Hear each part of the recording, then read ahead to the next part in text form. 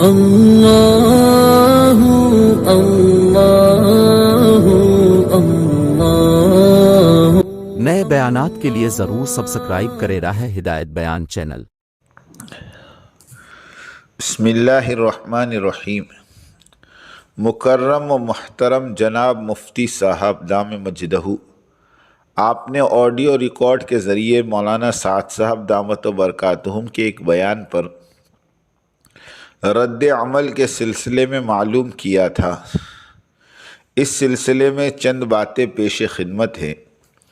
Number 1، مفتی صاحب کی بات کا خلاصہ یہ نکلتا ہے کہ طلباء اور علماء کو اپنے ہاتھوں کی کمائی پر آمادہ کرنے کا نظریہ مولانا سعد صاحب دامت و برکاتہم کا ہے، جبکہ حقیقت یہ ہے کہ یہ نظریہ مولانا یوسف صاحب کاندھلوی نور اللہ مرقدہ کا ہے، جس کو حضرت نے اپنی شہر آفاق کتاب حیات الصحابہ میں الجمع بین العلم والکسب کے عنوان سے ظاہر کیا ہے۔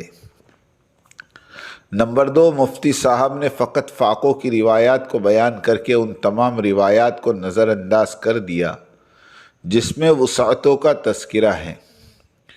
گویا مفتی صاحب کا نظریہ یہ ہے کہ نبی اکرم صلی اللہ علیہ وسلم کے گھرانے میں کبھی بھی گوشت وغیرہ نہیں ہوا، جبکہ علم حدیث سے واقف کاروں کے مطابق یہ بات ثابت ہے کہ نبی کریم صلی اللہ علیہ وسلم اور ان کے گھرانے نے گوشت بھی دیکھا اور تناول بھی فرمایا ہے۔ نمبر 3، مولانا سعد صاحب دامت و برکاتہم کے ذریعے بیان کردہ روایت کو حضرت مفتی صاحب نے اپنے درس میں نہیں دہرایا، جبکہ روایت حیات الصحابہ میں مسند ابی یعلا اور مسند احمد میں حاشیے میں حوالے سے مذکور ہے۔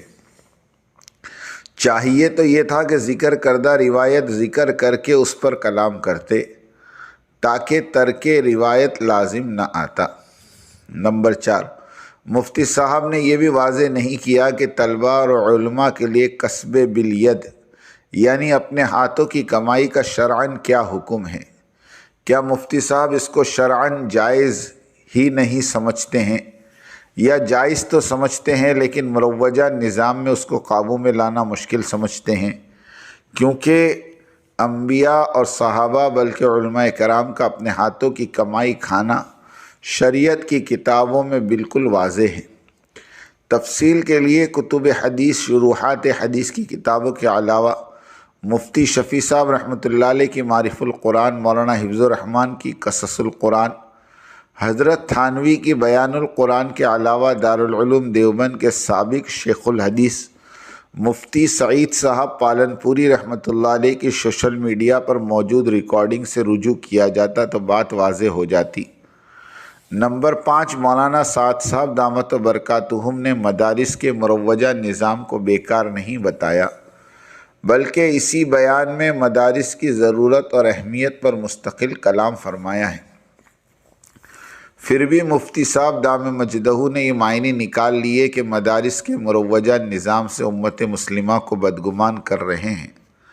نمبر 6، اس لیے حضرت مولانا یوسف صاحب کاندھلوی رحمۃ اللہ علیہ کی کتاب حیات الصحابہ کا وہ اقتباس بھیج رہا ہوں جس کے مولانا سعد صاحب دامت و برکاتہم ناقل ہے۔ ملاحظہ فرمائیں تاکہ یہ امر واضح ہو جائے۔ نیز بیان القرآن کا وہ اقتباس بھی بھیج رہا ہوں جس میں حضرت نے انبیاء اور علماء کی اپنے ہاتھوں کی کمائی کو معیوب سمجھنے والے کو متنبہ کیا ہے اور کمائی کی ترغیب بھی دی ہے۔